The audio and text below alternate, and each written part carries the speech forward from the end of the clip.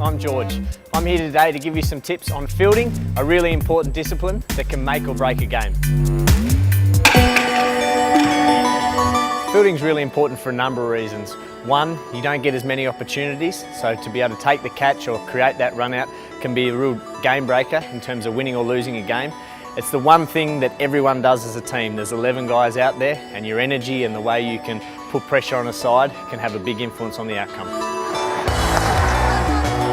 Oh, well, it was on its way to the boundary. Fielding has a number of different disciplines. There's obviously the close in catching in the slips, and you've got to work on your reactions and being in really balanced, good positions, the movement in the covers and square leg, and then there's the outfielders as well who have to be able to move, take great catches, get to the ball quickly and have a strong arm to get the ball into the keeper as quick as they can. That's a nick again, he's out! Oh, that's brilliant! When that one is hit crisply.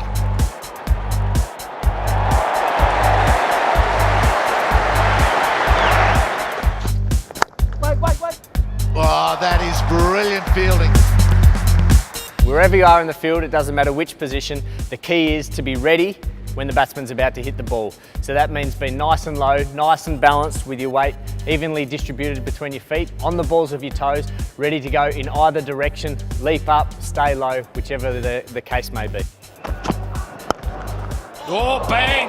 Great bit of fielding too. Well, that is belted by Marsh. It's not a bad ball, this. When you're collecting the ball in the outfield, you've normally got a little bit more time. So it's important to obviously make sure that you gather the ball cleanly, and then you've got a little bit more time to take a step, get yourself into a really strong position. If the outfield's nice and hard, you might be able to do a bounce throw. Otherwise, you want to be throwing nice and flat to the keeper over the top and following through to where your throw is going to go.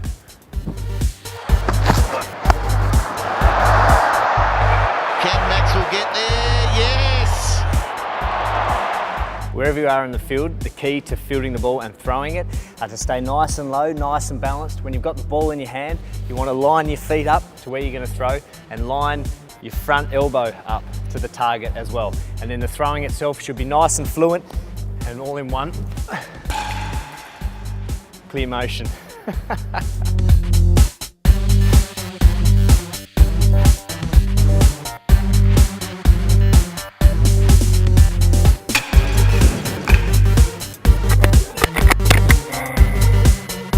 When you're fielding square of the wicket at square leg or point, you quite often only have one stump to aim at.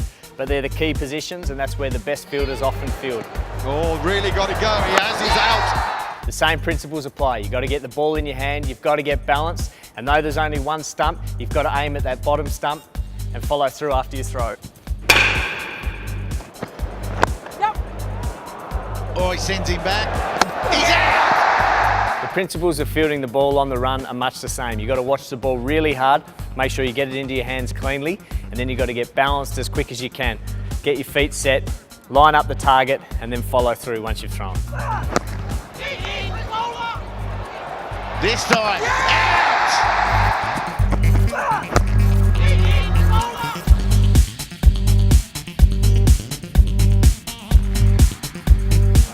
This time, out!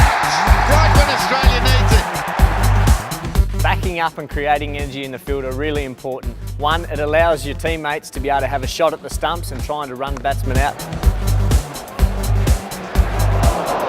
It also puts them under pressure, so batsmen may be a little bit tentative to take runs in the future. And by backing up, it means that you're moving, you're in the game, and you're more likely to get your hands on the ball. And that's one of the keys to fielding. You've got to want the ball to come to you. One, work big show. That's Maxwell! Yes, Maxwell! Another one! Run-outs are a crucial way to put pressure on the other team, and it's a great way to lift your team. There's no better feeling to picking up the ball, throwing down the stumps, and knowing that you've snuck a wicket against the opposition, you've lifted your whole team, and you've put them under a lot of pressure. It quite often makes or breaks a game. The key to run-outs are making sure you get the ball in the hand. You can't make a run-out until you've got the ball cleanly in your hand. They're nice and balanced, so you can line the stumps up with your eyes, aiming at the bottom of middle stump or whichever stump you're aiming at, and then throwing them down. Yes. There are a few really basic tips for fielding and throwing down the stumps. Good luck with all your practice, and I hope you get lots of run-outs.